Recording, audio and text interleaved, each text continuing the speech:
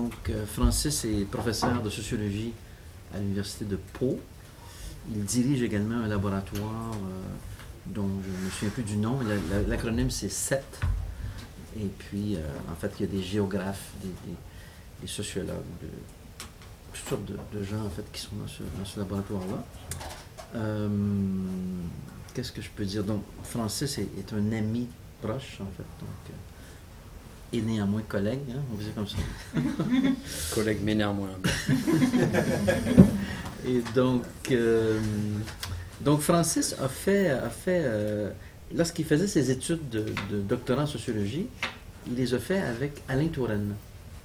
Et donc, vous savez peut-être qu'Alain Touraine est quelqu'un qui a fait beaucoup la sociologie des mouvements sociaux.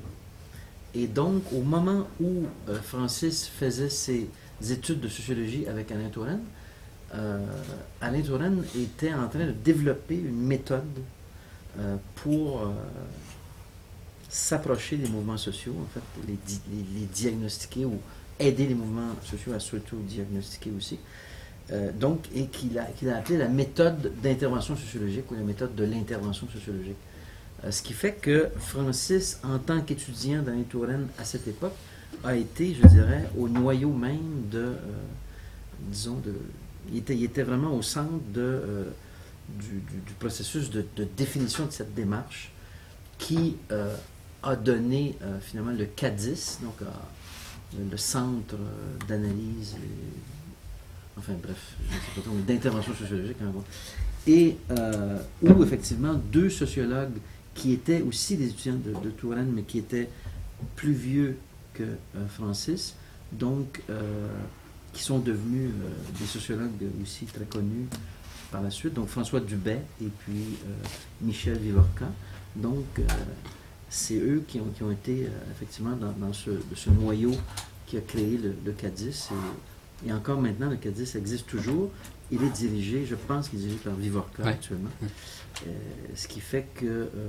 alors Francis, en fait, a comme, je dirais, développé des applications originales de cette méthode dans l'univers, dans le fond, des technologies de communication. Donc, c'est un petit peu à partir de ça. Je ne sais pas ce dont il va nous parler très précisément, mais c'est à partir de ça qu'il va partir son exposé. Et puis, il me semble que je voulais ajouter une autre chose. Ben, c'est ça, évidemment que j'ai passé sous silence les programmes de recherche de Francis, mais disons qui ont beaucoup porté sur l'utilisation du téléphone portable. Donc, il est très connu en France pour ses travaux sur les usages du portable.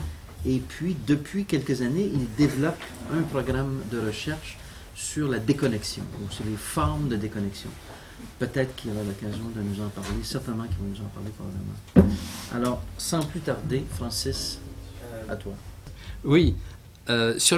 Juste sur les acronymes, donc CADIS, ça veut dire Centre d'analyse et d'intervention sociologique. C'est le centre qu'a créé Touraine dans les années 70, à la suite du Centre d'études des mouvements sociaux. Et ce centre a été créé précisément pour mettre en application cette méthode d'intervention sociologique rapportée à l'étude de ce qu'on appelait à l'époque, dans les années 70, les nouveaux mouvements sociaux. On entendait par là le féminisme, le régionalisme, la lutte antinucléaire, les autogestionnaires, les mouvements étudiants. Bref, il faut bien vous dire que dans les années 70 en France, alors déjà une première parenthèse, je vais ouvrir plein de parenthèses, je suis comme ça, je suis très brouillon, je m'en excuse, mais c'est pour vous expliquer. Hein. Dans les années 70, c'est vraiment quand même la chute des visions de transformation de la société par le haut, disons des représentations marxistes de la société. Et c'est le début, certainement, des chutes aussi des grands schémas explicatifs néostructuralistes du social. Et à la place, il n'y a pas grand-chose qui apparaît. Et Touraine développe cette idée qu'il va y avoir un nouveau mouvement social central dans les sociétés post-industrielles qui sera l'équivalent du mouvement ouvrier des sociétés industrielles. Et en quelque sorte, il va c'est entre le sociologue et le militant, où il va se penser comme l'accoucheur de ce mouvement social, en tout cas comme celui qui va découvrir et donner la nature, dire la nature de ce nouveau mouvement social. Voilà. Et c'est dans cette perspective qu'il va faire ses interventions sociologiques. Donc, il passe du Centre d'études des mouvements sociaux au CADIS. C'était pour l'acronyme, je ferme la parenthèse. Le second acronyme, c'est mon labo, SET, qui veut dire Société, Environnement, Territoire.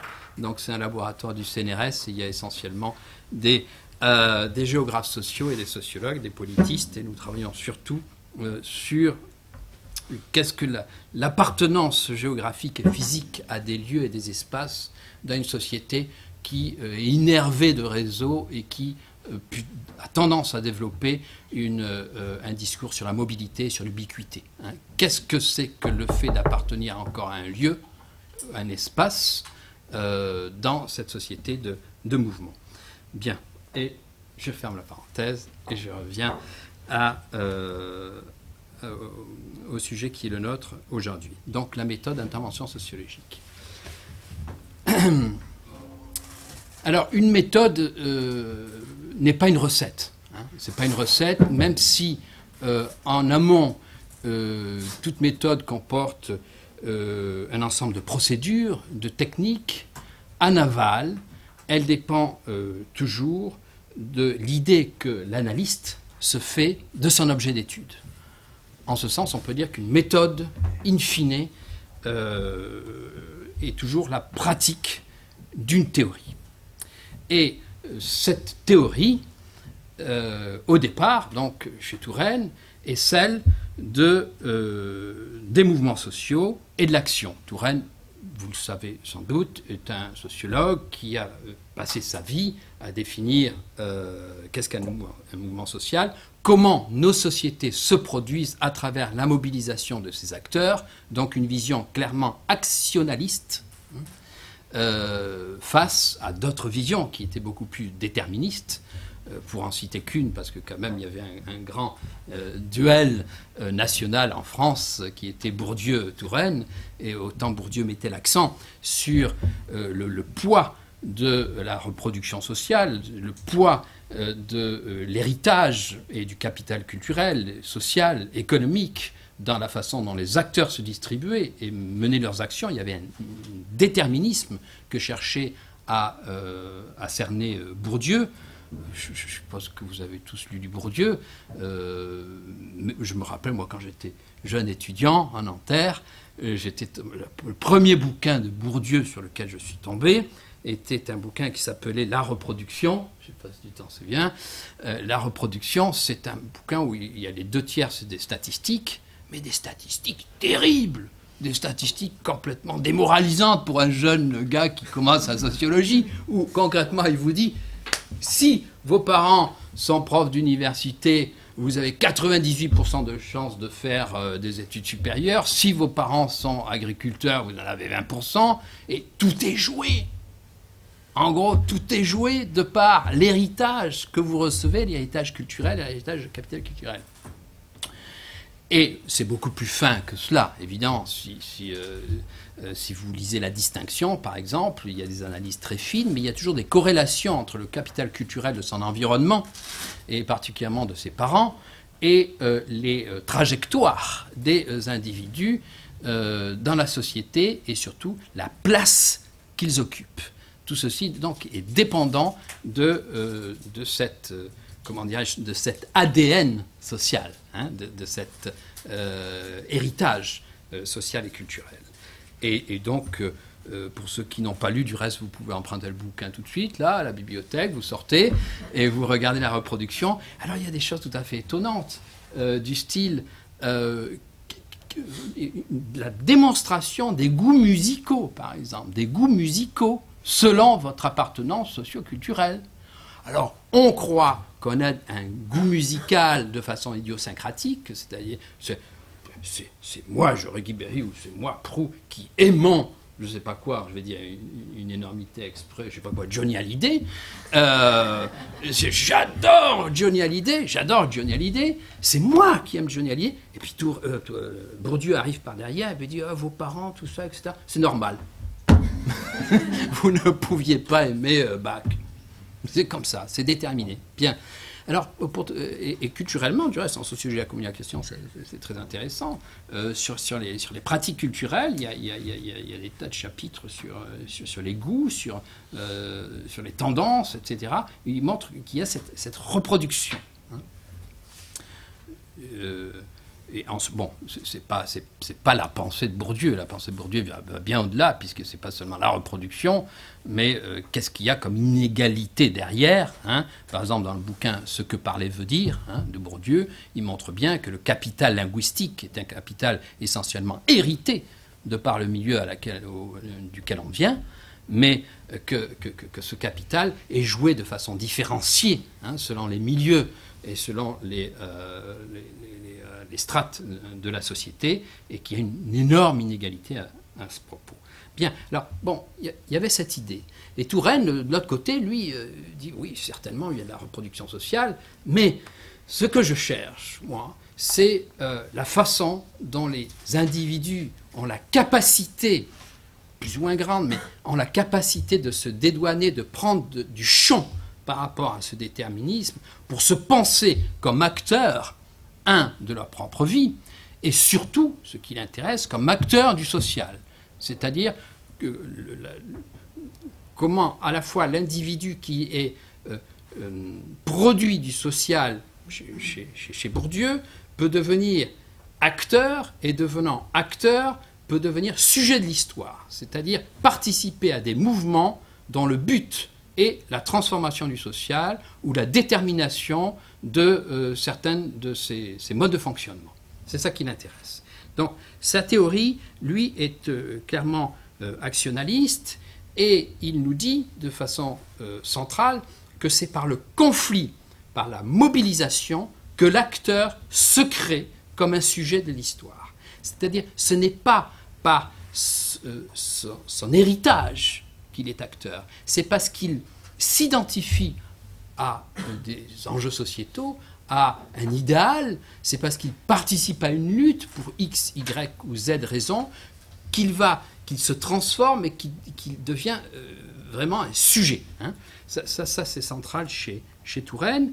Et donc, dans les années 70, qui sont celles d'une crise idéologique très forte, des crises des modèles qui, quelques années plus tard, feront que l'on parlera de la société du vide, de la fin des idéologies, d'un désespoir social, d'une anomie généralisée, bref, et d'un individualisme concomitant, c'est-à-dire il n'y a plus rien qui fasse société, qui soit attractif pour les individus en dehors de leur propre égoïsme ou en dehors de leur propre position dans une échelle hiérarchique.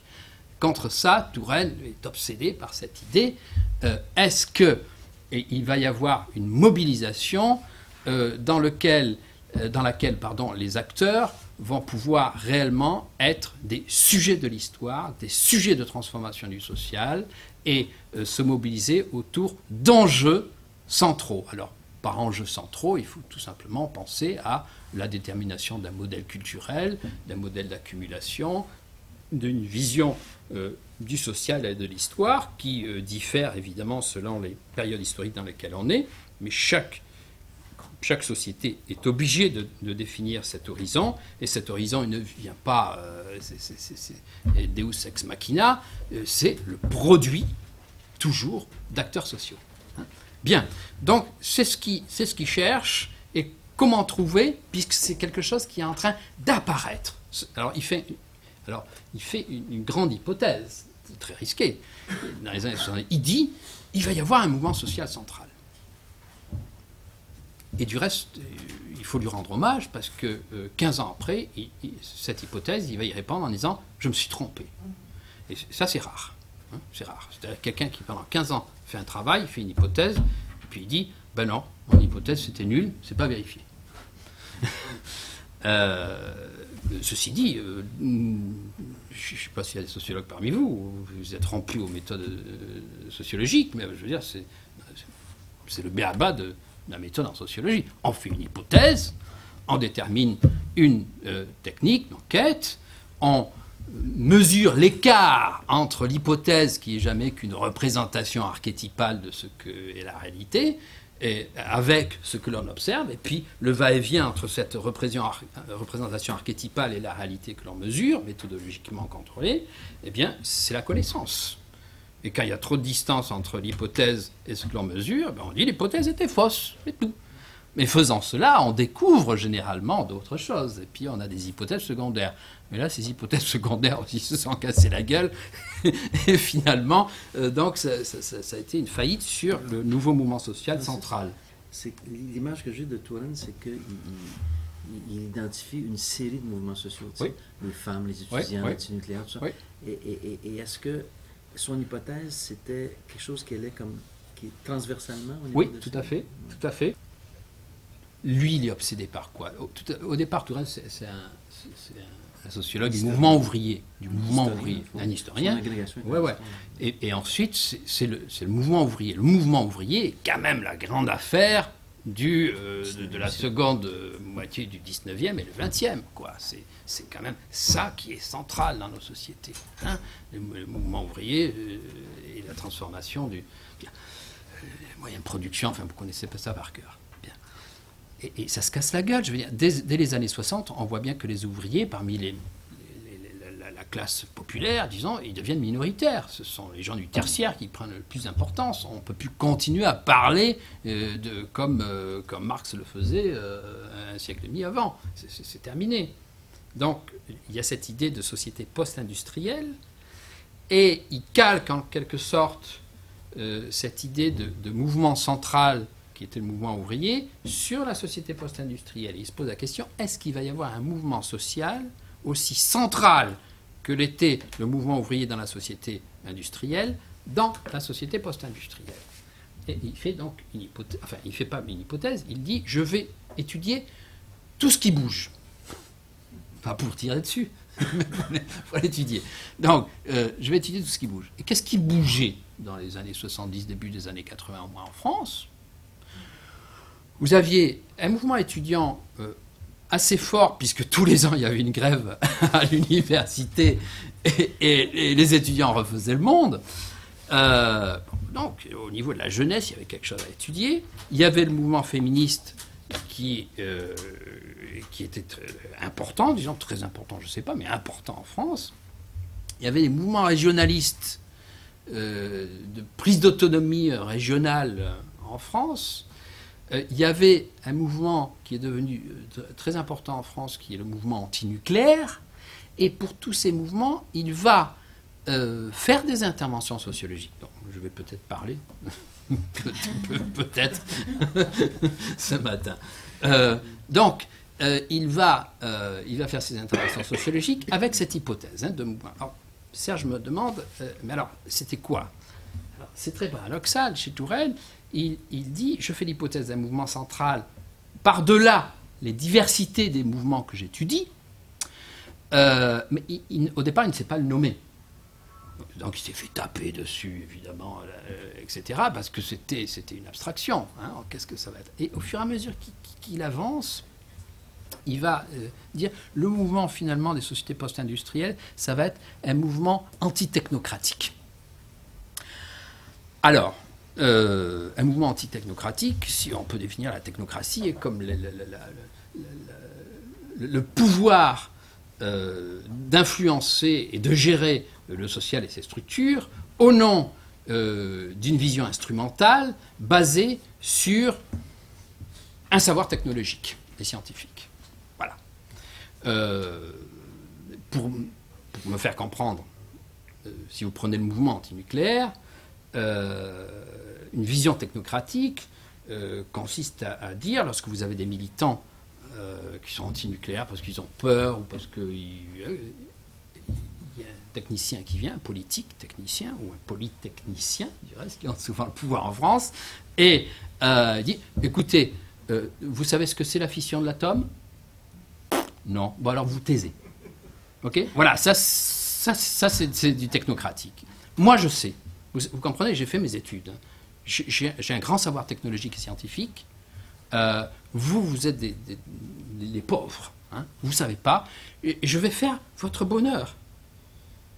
Et alors, les technocrates ne sont pas des gens qui sont méchants, entre guillemets. Réellement, il s'agit vraiment d'une idéologie. Souvent, les technocrates sont de bonne foi. C'est-à-dire, pensent que c'est le progrès. C'est le progrès du social. Et le progrès du social va être mené à partir de cette vision-là. Bien. Et nous dit Touraine, eh voilà le danger, puisque finalement, le débat démocratique, le débat social sur les fins de la société, pourquoi structurons-nous la société de cette façon, n'a pas lieu. Il n'a pas lieu. Ce débat-là est enseveli sous un discours du savoir technologique. En ce sens, il rejoint d'une certaine façon Habermas, peu importe. Il n'avait pas lu Habermas à l'époque.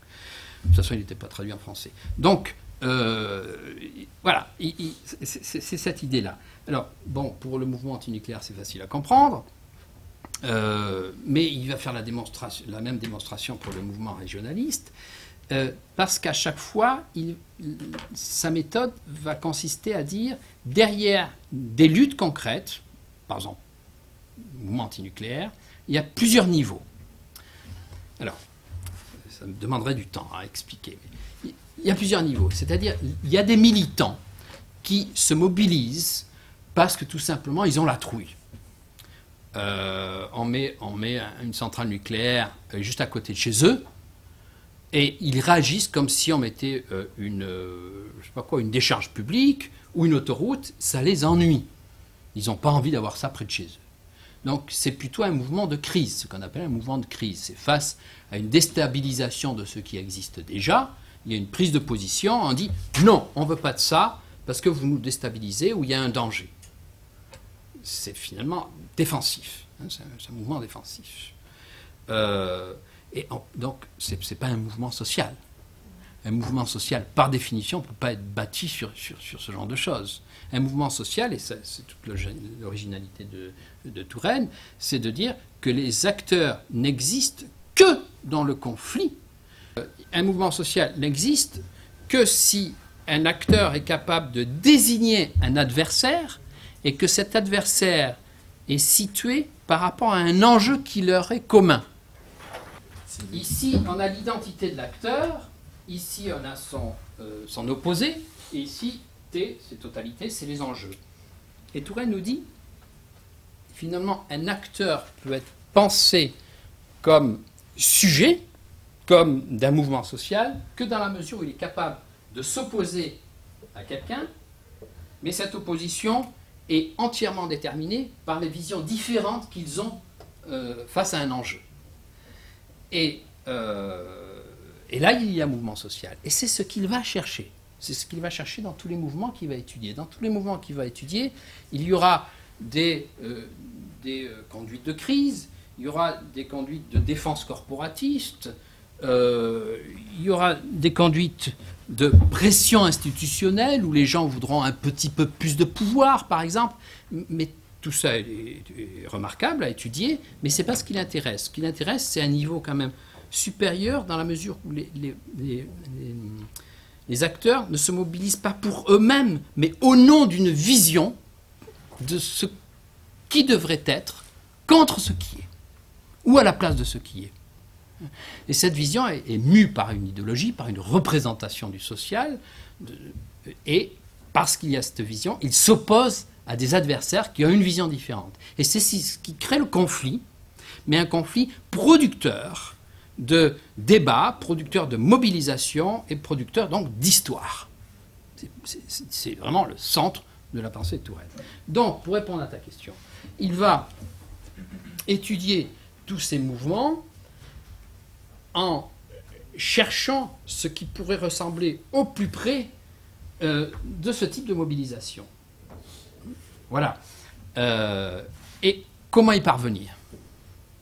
Comment y parvenir, puisque c'est quelque chose qui apparaît, qui est en train de se faire, sur lequel il y a eu peu de choses décrites. Et il a l'idée de dire il faut intervenir, finalement, il faut aller voir ce qui se passe, au plus près des acteurs, il faut les écouter longuement, et il faut discuter avec eux pour savoir qu'est-ce qu'ils font. D'où cette idée d'intervention sociologique. Hein, d'intervention. Alors, à quoi ça consiste, hein, à quoi ça consiste au départ. Donc vous comprenez bien, en amont de cette intervention, il y a cette représentation du social très actionnaliste. Il y a aussi le fait que ça apparaît à un moment historique où il y a la chute des catégories traditionnelles de la représentation du social, en particulier au niveau conflictuel et du mouvement ouvrier, et cette recherche d'un mouvement social central. Alors, dit très brièvement, une méthode d'intervention sociologique, au départ, consiste à réunir des militants, c'est-à-dire des gens qui déjà sont repérés comme se mobilisant pour quelque chose. Hein, par exemple, les antinucléaires. Je vais prendre cet exemple. Les antinucléaires. Donc, des groupes de 10 à 15 personnes, 10 à 15 militants, auxquels on demande s'ils sont d'accord pour se réunir plusieurs fois. Quand je dis plusieurs fois, c'est quand même entre 10 et 15 fois, donc c'est un truc énorme, hein 10 et 15 fois, pendant des séances de 2 à 3 heures. Ok, donc une intervention sociologique d'entrée, c'est une méthode qui dure longtemps, qui mobilise beaucoup de gens, puisqu'il ne s'agit pas de réunir un groupe, mais de réunir au minimum 4, 6 groupes sur le même sujet, en parallèle si possible, avec des sociologues différents si possible. Pourquoi? Enfin, je rentrerai dans le détail peut-être plus loin, parce qu'il s'agit de groupes, comme dans tout groupe, il y a des phénomènes de groupe, donc il peut y avoir des biais, et donc plus on reproduit les groupes avec des sociologues différents, et moins ces biais ont de chances plutôt ils ont des chances d'apparaître, on a des chances de pouvoir les nommer et d'aller au-delà. Donc c'est quelque chose d'assez gros. L'idée est de faire témoigner les militants. Par exemple, là on serait trop pour un groupe d'intervention sociologique, il faudrait être presque la moitié, ou les deux tiers ou la moitié. Hein. Donc il y aurait 2 sociologues, des fois 3, et puis les militants. Il y aurait ce genre de choses au milieu, c'est-à-dire tout est enregistré par définition, et en un premier temps, on demande aux militants de témoigner. Je vous parle de la méthode d'intervention sociologique premier jus, là, hein, il y a 30 ans. On demande aux militants de témoigner. Alors, quelle est votre pratique? Qu'est-ce que vous pensez du nucléaire, de l'antinucléaire, etc. Et pour mieux les faire témoigner, on fait venir des interlocuteurs, disons, pendant les 5 premières séances. 5 premières séances, on fait venir, par exemple, un patron de l'électricité de France, ou un patron d'une centrale nucléaire, ou un homme politique qui est carrément pro-nucléaire, ou d'autres qui ne sont pas nucléaires. Bref, l'idée, c'est de recueillir les témoignages des individus face à quelqu'un qui est censé personnifier le tout nucléaire, par exemple. Et derrière ça, il y a cette idée que les militants, quel que soit le mouvement dans lequel ils sont, ils ont des représentations, ils ont un discours tout fait, généralement, hein, ils reprennent des discours, et là, dans la dynamique de la conversation face à un antinucléaire, à un pro-nucléaire, eh bien, il y a des arguments qui sortent avec le vocabulaire des individus, on prend le temps de les écouter, on les enregistre, et donc on a en quelque sorte une assez bonne représentation de ce que pourrait être la pensée des acteurs. Hein? Parce que derrière ça, il y a cette idée que une action n'est jamais un simple reflet, chez Touraine, hein, d'une situation. Entre la situation et l'action, il y a toujours, comme un coin, la représentation que se font les individus de ce qu'ils vivent. Et c'est sur cette représentation-là que va être mis l'accent au départ sur cette représentation. L'idée, c'est d'aller au-delà d'une simple, d'un simple rapport de cette représentation. Hein. On ne se contente pas d'enregistrer la représentation qu'ont les acteurs, mais de mettre cette représentation en action autour d'une table pour voir ce qu'ils pensent. Bien. Donc, au-delà de leur engagement, c'est cette représentation qui est enregistrée.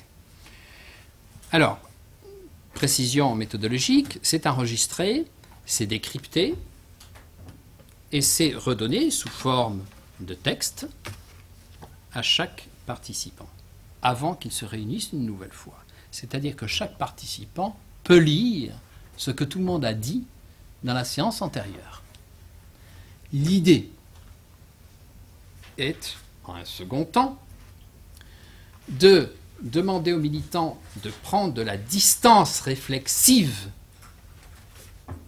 vis-à-vis de leur propre discours, vis-à-vis de ce qui a été dit dans le groupe, et de tenter une analyse de ce qui a été dit. Hein. Donc, vous voyez, à un premier temps, on fait venir des interlocuteurs. Les individus, finalement, disent ce qu'ils ont à dire, voilà, en tant que militants. Tout est enregistré, on le restitue, et peu à peu, on prend l'habitude de dire, bon, ah mais tiens, vous avez dit ça, qu'est-ce que vous en pensez? Donc, essayez de prendre de la distance. L'idée étant, donc, le second temps de l'intervention sociologique, que les militants se mettent en situation d'analyse de leur propre comportement, de leur propre discours. C'est eux qui le font. Alors, pendant ce second temps, les sociologues interviennent peu, mais ils interviennent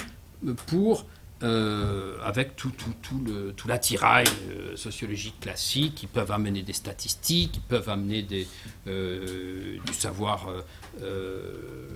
encyclopédique sur tel thème, etc. Donc, ils amènent du matériau supplémentaire. Et surtout, ils ne cessent de rappeler aux militants, « Ah, vous dites ça?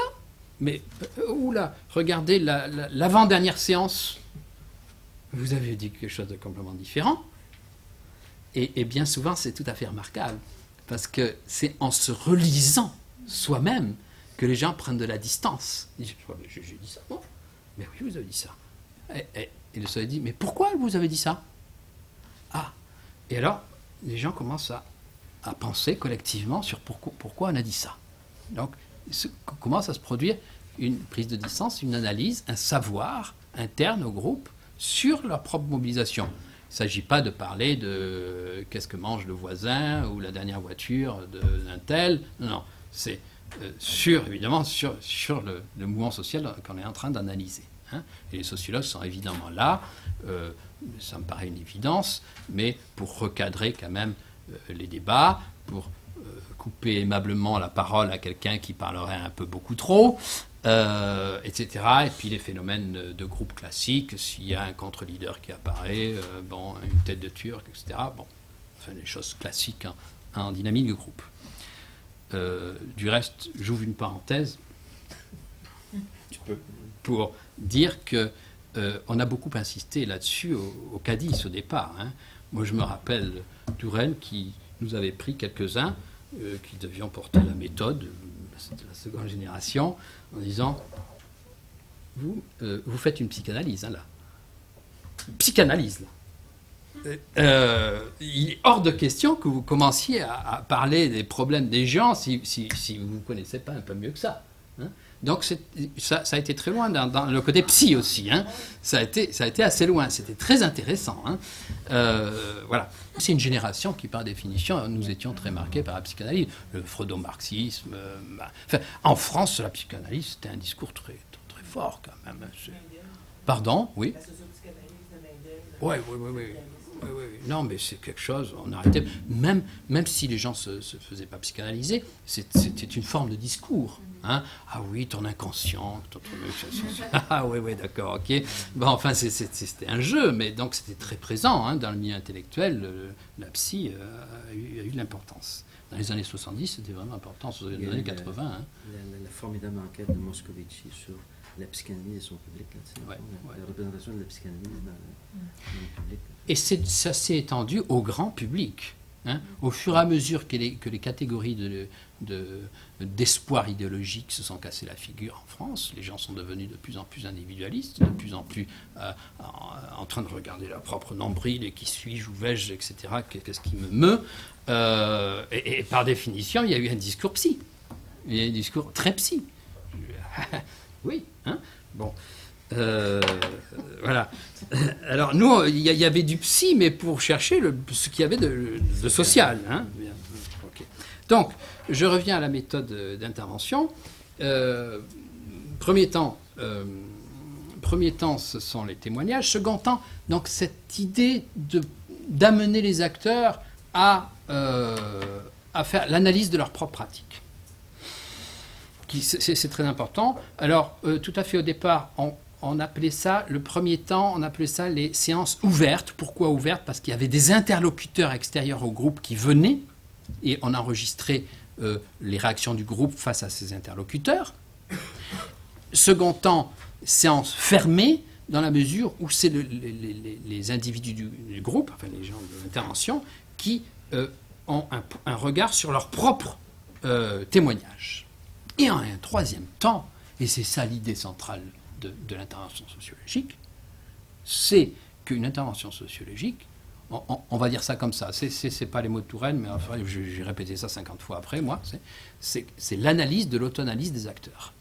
L'analyse de l'auto-analyse des acteurs. C'est-à-dire, les sociologues font l'analyse de l'auto-analyse des acteurs. Okay, mais l'aspect peut-être le plus original de cette intervention consiste à la quatrième phase, et en tout cas sociologiquement c'est elle seule qui importe, c'est que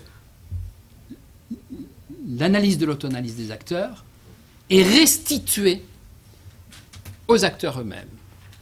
Et on va mesurer la vraisemblance de ce que les sociologues disent à l'aune de la réaction de ces mêmes acteurs.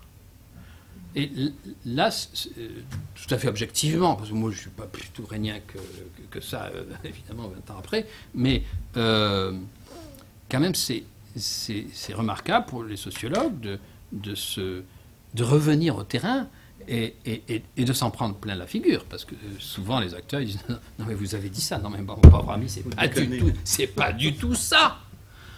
Mais à partir du moment où vous avez 6 groupes, par exemple, d'analyse sociologique, et que les 6 groupes vous disent c'est pas du tout ça, monsieur,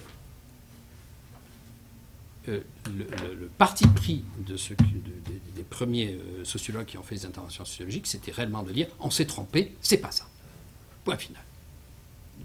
D'habitude, quand on fait de la sociologie, on peut toujours essayer de faire passer des choses comme ça, même si en tant qu'enseignant à l'université, vous enseignez le contraire, hein, au niveau de l'éthique. C'est très bien comment ça se passe. Je disais, ce qui vient de paraître là sur Foucault, vous avez vu, non? C'est pas des pointures quand même historiques, mais je peux pas les nommer, mais qui ont montré que Foucault avait tordu son corpus sur lequel il a basé sa théorie, quoi. C'est-à-dire les gens ont revisité tous les textes dont il parle et ont dit mais c'est pas du tout ça qu'il a écrit. Là, vous pouvez pas, intervention sociologique, vous pouvez pas faire passer. Si tout le monde vous dit mais mon pauvre ami, ben non, vous avez perdu. Donc, mais ceci dit, c'est extrêmement excitant. Vous prenez un risque. Si vous aimez le risque, de toute façon, un bon sociologue aime le risque, sinon il va faire autre chose. Ou alors, il fait la sociologie plan-plan. Mais si vous faites de l'intervention, il faut aimer un minimum de risques. Il faut aimer les gens d'abord, qui sont en face de vous. Enfin, il faut aimer étudier ce qu'ils font, et puis il faut aimer prendre ce risque. Voilà. Et ça, la restitution finalement des conclusions des sociologues à la fin de l'intervention sociologique est une donnée de la méthode elle-même. est peut-être son aspect le plus original, puisque chaque fois, elle ne se contente pas de l'analyse, mais elle cherche à en évaluer la vraisemblance auprès de la représentation du corps social que constituent les groupes d'intervention sociologique. Voilà. Au début, c'était ça, l'intervention sociologique. Alors, il va y avoir un livre qui va apparaître certainement d'ici 6 mois, 1 an, sur l'intervention sociologique que 2 collègues sont en train d'écrire, où il passe en revue tout ce qui s'est fait en 25 ans comme intervention sociologique. Au départ, donc, c'était vraiment très tourénien, avec cette hypothèse de mouvement social central, etc. Et peut-être que la meilleure réussite de l'intervention sociologique, c'est d'avoir dépassé cette vision-là. C'est-à-dire que la pratique concrète de cette intervention, par un certain nombre de sociologues, a montré toute sa richesse, mais non pas pour trouver un mouvement social central, mais pour découvrir des logiques d'action dans les pratiques des acteurs qu'ils étudient. C'est-à-dire que très rapidement, il va y avoir une seconde série d'interventions sociologiques à laquelle j'ai participé, menée sur des problèmes plutôt de mouvements de crise du type, Touraine a étudié les mouvements de banlieue, hein, les mouvements de beurre, Viviorca les problèmes terroristes, de racisme, de mobilisation en creux en quelque sorte, qui ne portaient pas vraiment sur la vision glorieuse de ce que pourrait être un mouvement social. Hein. Au contraire, c'était des mobilisations, mais qui apparaissaient dans le creux de l'histoire. Et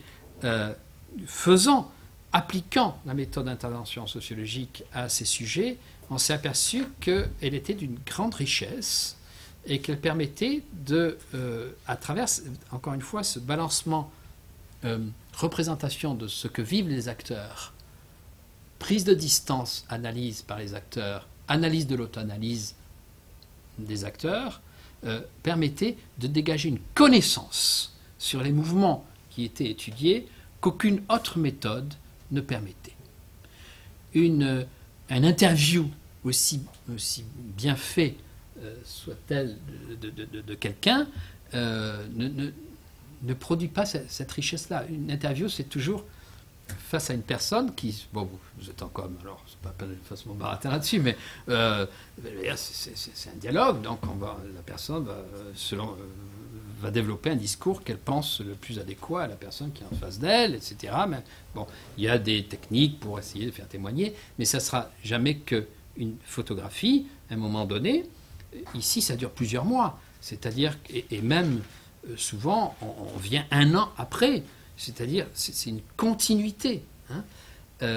Et puis, dans une enquête, une interview, souvent, les acteurs répondent aux questions que se pose l'enquêteur. Mais les questions que se pose l'enquêteur ne sont pas obligatoirement ce qui mobilise au plus profond d'eux-mêmes les acteurs. Hein. Tandis que là, au départ, les sociologues, ils se taisent. Hein. Les gens parlent de ce qu'ils sont en train de faire. Et Dubé c'est lui qui va transformer le plus la méthode d'intervention sociologique, puisque, je ne sais pas si vous avez entendu parler de cet auteur. François Dubé, DUBET, pas confondre avec un autre. Il travaille beaucoup sur la notion d'expérience, hein, d'expérience en sociologie. Et disons que le point de départ, c'est de dire que dans nos sociétés, appelez-les comme vous voulez, post-moderne, hyper-moderne, seconde modernité, post-industriel, bref, ce truc dans lequel on est, ce qui est central, c'est quand même souvent l'hétérogénéité de l'action des acteurs. C'est-à-dire les acteurs se situent à plusieurs niveaux. Les mêmes acteurs ne développent pas une seule stratégie, une seule tactique. Ils appartiennent à plusieurs réseaux, plusieurs communautés. Ils développent des stratégies différentes selon les cas, etc., etc. Et donc, cette idée d'expérience, c'est de dire ce que nous vivons dans notre société contemporaine est complexe, et plutôt que de chercher une chose, eh bien, il faut mettre l'accent sur l'hétérogénéité qui alimente l'action de chacun. Et cette hétérogénéité doit être rapportée à des logiques d'action. Et Dubé dit, ce que je vais déterminer dans les interventions sociologiques, c'est les grandes logiques d'action qui informent l'action des individus.